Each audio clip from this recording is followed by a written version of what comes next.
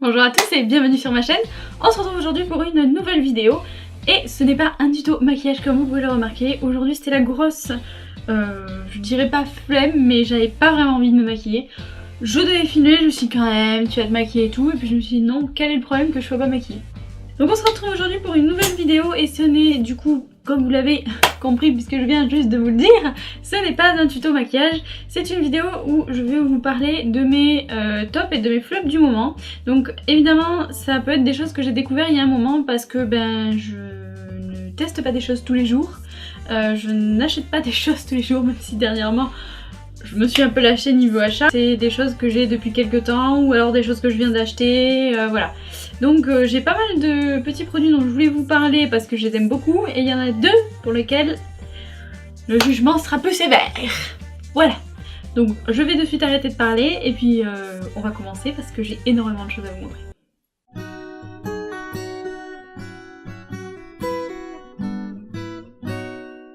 On va commencer de suite avec les flops puisqu'il y en a que deux, comme ça on n'en parle plus. Donc la première chose c'est ça. Donc, quoi vous dire? En fait, donc c'est un gel nettoyant exfoliant doux au bicarbonate de sodium de chez Bioré. Donc si vous connaissez pas la marque, en fait c'est une marque qui est très connue pour ses masques au charbon, les patchs je crois qu'on applique ici, enfin les masques au charbon en général. Donc c'est une gamme qui est vraiment surtout tournée pour les peaux mixtes, voire à imperfection. Et du coup, vu que j'ai une peau mixte à imperfection, je me suis dit, allons-y! Elle est super connue, on tente. Donc, qu'est-ce que je me suis acheté au lieu de m'acheter des masques parce que je déteste les masques au charbon, je n'en fais pas. Mais je me suis dit, je ne vais pas tester ça, mais je peux tester les nettoyants de la gamme. Allons-y! Et j'ai acheté ça. Et je suis pas fan. Ça peut être pour les peaux mixtes, sèche à grasse ils disent. Donc déjà, vous avez la peau sèche, mais fuyez les gars parce que c'est quand même au bicarbonate donc... pas le truc le plus doux du monde. Ils disent de l'utiliser tous les jours, mais moi à partir du moment où il y a marqué exfoliant, pour moi on peut pas l'utiliser tous les jours sinon ça abîme peut-être un peu la peau. Donc je sais pas, il faudrait que je le teste autrement, mais pour le moment le peu de fois où j'ai testé, franchement j'ai pas été ravie. Je trouve qu'il m'a plus déshydraté la peau qu'autre chose et j'ai pas eu l'impression qu'il exfoliait quoi que ce soit. Donc pour le moment c'est un flop. J'essaierai d'autres manières de le tester, de l'appliquer et de m'en servir et je vous en reparlerai, mais pour le moment il est classé chez les flops. Autre petit flop, c'est cette chose-ci. Donc ce n'est pas un vernis classique, c'est un semi-permanent. Et ce n'est pas la couleur ou cette bouteille en particulier. En fait c'est le kit Sensationnel de que j'ai acheté chez Leclerc.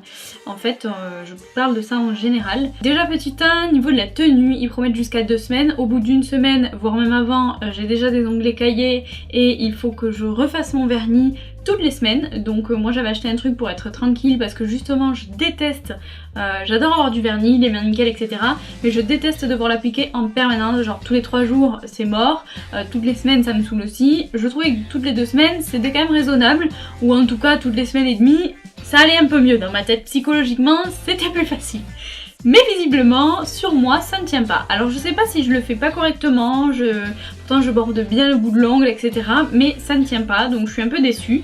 Donc je pense que je vais essayer d'autres vernis, d'autres bases et d'autres top coats, d'autres marques, pour voir si ça vient pas de la marque, si c'est pas le semi-permanent qui ne me convient pas, si cette marque ne me convient pas ou n'est pas géniale. Pourtant les avis avaient pas l'air trop négatifs, donc je suis un peu dégoûtée. Mais voilà, sur moi ça ne tient pas. Et aussi au niveau du retrait, c'est une horreur. Là je l'ai enlevé ce matin et en fait il m'en reste plein sur les ongles, des petits bouts, des petits morceaux. J'ai les ongles complètement ruinés, ça les abîme, un truc de fou.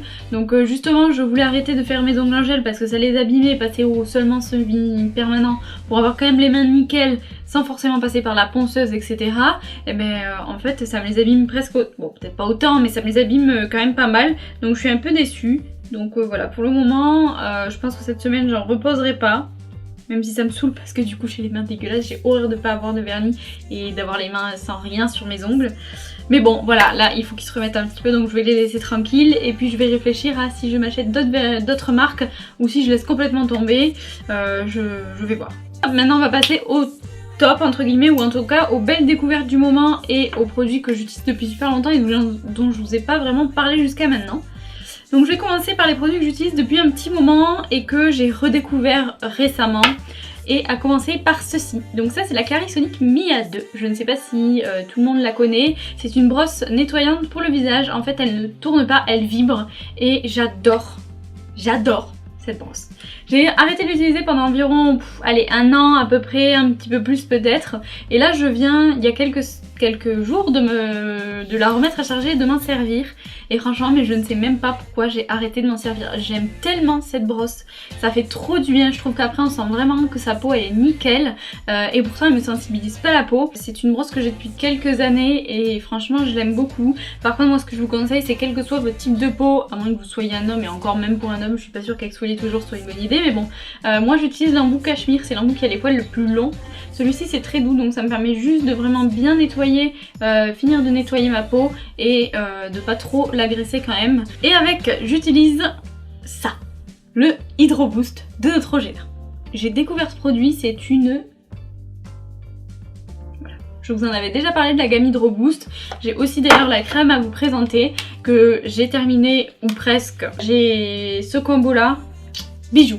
J'adore ces produits, j'adore cette gamme, je la trouve super cool. Le nettoyant est hyper cool, il nettoie super bien et il déshydrate mais pas du tout. Il est génial, il nettoie très bien la peau, il n'agresse pas, il dessèche pas et du coup c'est une tuerie. Voilà, donc moi j'utilise avec ma Clarisonic et je trouve que les deux c'est trop bien parce qu'ils moussent bien, donc du coup on peut bien faire glisser la Clarisonic sur le visage, c'est important de bien la faire glisser et que les poils vous accrochent pas trop la peau parce que c'est tendance à l'irriter. Donc avec ce savon là c'est génial et il nettoie super bien. La crème quant à elle, enfin c'est pas vraiment un crème, c'est pareil un aquagel, c'est vraiment quelque chose de très fluide, donc pour cet été c'est génial, il hydrate super bien, la peau est hyper confortable, enfin voilà, je l'adore, donc si vous l'avez pas essayé, essayez-le. Une crème que j'avais depuis quelques temps et que une autre crème que j'avais depuis quelques temps et que je viens d'ouvrir et de terminer parce que comme vous le voyez il y a 15 minutes dedans donc autant vous dire ça n'avait pas beaucoup d'applications. C'est le gel crème désaltérant intense peau déshydratée de chez Clinique. Mais alors mais elle est trop bien et là j'ai déjà racheté celle-ci mais après je pense que je rachèterai celle-ci. On va rester dans la gamme soins, démaquillants etc. et je vais vous présenter ce produit là. C'est un produit de la gamme XI. XI ils utilisent, vous savez c'est un peu comme Caudalie, les polyphénols de raisin, et ben eux c'est les polyphénols de pin des Landes même pour être exact. Et en fait celle que j'utilise moi c'est la lotion biphasée pureté, peau resserrée, peau plus fine, purifie et matifie, peau mixte à grasse. Oh, j'adore ce truc. Je mets sur un coton et je l'applique sur ma zone T et en fait je ne brille quasiment pas en fin de journée. C'est-à-dire que si je n'en mets pas, là ça faisait quelques temps, j'avais un peu oublié ce produit, je l'avais un peu laissé de côté et j'avais la peau mais genre c'était les fards d'Alexandrie en pleine nuit quoi, enfin c'était horrible. Je brillais de 1000 feux en fin de journée et je me suis dit j'ai ce produit, pourquoi je ne m'en sers pas? Bah voilà, je m'en resserre et c'est terminé. Je brille à peine sur les ailes du nez en fin de journée, mais sinon c'est nickel. Donc pour toutes les personnes qui brillent et qui veulent retrouver ma titée. Ensuite, oh je vous ai montré que 2 flops. Bah en fait j'avais un flop de plus. En fait c'est un semi-flop, c'est peut-être pour ça que je vous l'ai pas mis dans les flops. C'est ce produit là, et ce produit là c'est le démaquillant sous la douche tout type de peau, élimine efficacement le maquillage et le mascara sous la douche, vitamine E, 150 ml, je vous ai lu tout beau. C'est de chez Nivea, donc vous savez ils avaient les hydratants pour sous la douche, et ben maintenant ils ont aussi les démaquillants. Donc j'ai voulu essayer et je suis un peu mitigée. Alors ce que j'adore dans ce produit c'est le fait qu'on puisse se démaquiller sous la douche. Alors ça moi j'adore, je dis oui, c'est un gain de temps, je ne supporte pas de passer 1 heure à me démaquiller. Et ça j'adore parce que c'est hyper pratique, hyper rapide. Par contre, je pense que cette chose me donne des boutons. Donc je me demande si ça me donne pas un petit peu des petits boutons, si c'est pas, voilà, pas très bon pour ma peau. Si c'est pas qu'il est pas un peu épais ou qu'il se rince pas bien, je sais pas trop. Pourtant en suivant j'utilise ma Clarisonic donc logiquement ça devrait être très bien rincé. Mais en plus je trouve qu'il démaquille pas super bien. Donc en soi l'idée est super cool, ça c'est vraiment un top, l'idée de se démaquiller sous la douche. Mais par contre le produit qui est à l'intérieur je pense que c'est un flop. Nous repartons dans des tops et dans les tons. J'ai plusieurs choses à vous montrer, dont une qui je pense va vous surprendre, du coup je vous la présente tout de suite, c'est ce produit là. Ma dernière vidéo, pardon, celle de la semaine dernière, j'ai essayé plusieurs produits que j'ai achetés très récemment, et notamment celui-ci. Et celui-ci, c'est le fond de teint infaillible Total Cover de chez L'Oréal Paris. Et dans la vidéo, donc j'ai essayé de l'appliquer au Beauty Blender, j'ai essayé de l'appliquer au pinceau. c'était pas génial. Et franchement, je réitère, je suis toujours d'accord avec cette histoire-là. Au pinceau, au Beauty Blender, ce produit-là, ça ne va pas. Alors ce que j'ai fait, je ne sais pas pourquoi l'autre jour, je voulais vraiment bien camoufler, mais j'avais pas envie de me mettre du fond de teint partout. J'avais envie juste d'un peu de poudre. Donc ce que j'ai fait, j'ai appliqué ça sur les endroits que j'avais à couvrir. Donc je l'ai appliqué ici, sur mes ailes du nez et sur les quelques cicatrices que j'ai sur le visage. Et j'ai appliqué de la poudre après partout sur tout mon visage. Et franchement, pour cette utilisation là, genre en correcteur local, il est top. Il est vraiment top, il couvre super bien, il tient très bien, il fait pas un effet trop épais sur la peau, un effet cakey un peu, enfin vous savez, trop de maquillage, trop de matière où ça se voit trop. Donc du coup je suis plutôt contente de l'utiliser comme ça et voilà, finalement c'est une bonne découverte. Mais voilà, moi je l'utiliserai jamais sur tout le visage parce que c'est vraiment trop épais, etc. Mais localement comme ça, quand j'ai pas trop envie de me maquiller ou pas trop le temps, j'adore. Un autre fond de teint dont je vous avais parlé dans cette vidéo, c'est le Elsie Mix. Je vous avais dit que je le testerai après sur le reste de la semaine et c'est ce que j'ai fait. Ah, j'adore ce fond de teint. Autant l'ancienne version que la nouvelle version. J'avais l'ancienne, le Elsie Mix Sérum. Je sais pas si c'est l'ancienne version ou si c'est pas la même, enfin je sais pas. J'avais un autre Elsie Mix Sérum je crois qu'il s'appelait, mais je suis pas sûre. Bref, et j'adore ce fond de teint. Il est relativement... Je trouve que la couvrance est quand même moyenne. Il a un fini hyper lumineux, je trouve qu'on a beaucoup d'éclat. C'est vraiment un fond de teint qui réveille la peau, je trouve. Et il est trop bien. Alors il a pas une tenue de malade, donc genre si vous mettez pas de base en dessous, c'est foutu à mon avis. Mi-journée, il commence déjà à faire n'importe quoi. Mais franchement, si vous mettez une base, que vous le poudrez bien, ce truc là, c'est un fond de teint au top. Il est vraiment génial. Moi je l'aime beaucoup et surtout pour son éclat. Ensuite j'ai deux petits produits à vous montrer de chez Sephora. C'est ce rouge à lèvres là, vous savez c'est les petits rouges à lèvres avec un petit coussin applicateur, c'est celui que je porte actuellement et en fait j'adore ce produit parce qu'ils sont mat, complètement mat, mais déjà il n'y a aucun effet de matière sur les lèvres. J'ai l'impression d'avoir un baume à lèvres en fin de vie. Enfin vous savez les baumes à lèvres quand au bout de quelques heures ils sont complètement partis, vous laissez les lèvres un poil glissantes mais qui colle pas ni rien. Donc j'adore ce produit pour ça parce que il ne colle pas, il a un fini mat, ils sont super faciles à appliquer, ils dessèchent pas du tout et j'adore le petit coussin là, je trouve ça trop cool et la couleur est chouette, peut-être un poil clair quand je suis pas maquillée, ça fait un peu bizarre j'ai l'impression, mais maquillée il rend super bien. Donc la teinte que j'ai moi c'est 01 Wonderful Rosy et franchement j'adore ce produit. Donc si vous pouvez vous en trouver un, vous en procurer un, ils y sont toujours pour le moment chez Sephora. Mais moi je m'en achèterai d'autres, notamment la teinte la plus foncée, le violet, je pense que je me le prendrai parce que les jours où on a envie d'avoir une teinte foncée mat sans forcément avoir des lèvres de merde, je trouve que c'est un très bon produit, donc voilà, faut pas hésiter. Et le second produit de chez Sephora, c'est le Cinescope. Alors les gars, si vous cherchez un fond de teint qui vous donne de la longueur et du volume, sans vous coller les cils, genre en mode vous avez 3 cils parce qu'ils sont tous collés ensemble, foncez sur ce mascara. Alors je trouve que pour la marque Sephora il est un peu cher, je crois qu'il vaut 16,95€ ou un truc comme ça. Franchement je trouve que c'est un peu abusé au niveau prix pour la marque Sephora, mais franchement je regrette pas du tout de l'avoir acheté. Je trouve qu'il vaut totalement les 16,95€ ou 90 ou je ne sais quoi que j'ai mis dedans parce qu'il est vraiment trop top. Ça fait un moment que je l'ai maintenant, ça fait peut-être 2 mois. Il ne sèche pas, je pense pas l'avoir encore fini. La brosse c'est une brosse Pico silicone toute simple, franchement hyper facile à prendre en main. Et franchement j'adore ce produit, c'est le mascara que j'utilise tous les jours et il me fait des cils de malade. Donc si vous cherchez un mascara en ce moment, pensez au Cinescope de chez Sephora. Et maintenant 3 autres petits produits, 2 palettes et un bronzer. Donc le bronzer, je pense que vous devez vous en douter, mais c'est le Hoola de Benefit. Et en fait je ne m'en sers plus du tout pour le contouring. Et vous voyez j'arrive un petit peu à la fin, on voit du métal au fond. C'est la première fois que ça m'arrive sur une poudre. Enfin non, pas la première fois, mais sur genre blush ou bronzer, c'est la première fois de ma vie que ça m'arrive. Pour vous dire comme je l'ai bien utilisé ces derniers temps. Et en fait j'ai un peu redécouvert une autre façon de l'utiliser. Je l'utilise sur le front, j'utilise en fait comme bronzer et pas comme poudre de contouring, puisqu'avant j'avais tendance à en mettre que là et là. C'était pas hyper, voilà, et vraiment que en trait droit, que dans le creux des joues. Là maintenant je prends un gros pinceau poudre et je le mets un peu partout au niveau des bombées du visage, sur le nez, sur le menton, le long de la mâchoire et dans le cou. Et franchement je préfère l'utiliser comme ça parce que je trouve que c'est beaucoup plus naturel et surtout je suis très pâle comme vous pouvez le voir. Donc ce produit là ça me redonne un peu de couleur au visage parce que sinon je peux... Enfin là c'est pas possible quoi, vous voyez, je suis trop blanche. Donc voilà, donc j'ai redécouvert une autre façon de l'utiliser et j'adore encore plus ce produit qu'avant. C'est-à-dire que j'utilisais tout le temps, alors là vous êtes sûr de le voir dans tous mes tutos. Et voilà, ensuite, 2 achats de malade que j'ai fait très dernièrement. Hein, en même temps, quand vous allez voir la seconde, vous allez vous douter que c'est très dernièrement puisqu'elle n'est pas sortie il y a très longtemps. Mais la première petite chose que je me suis achetée, c'est ça, la palette de chez Huda Beauty.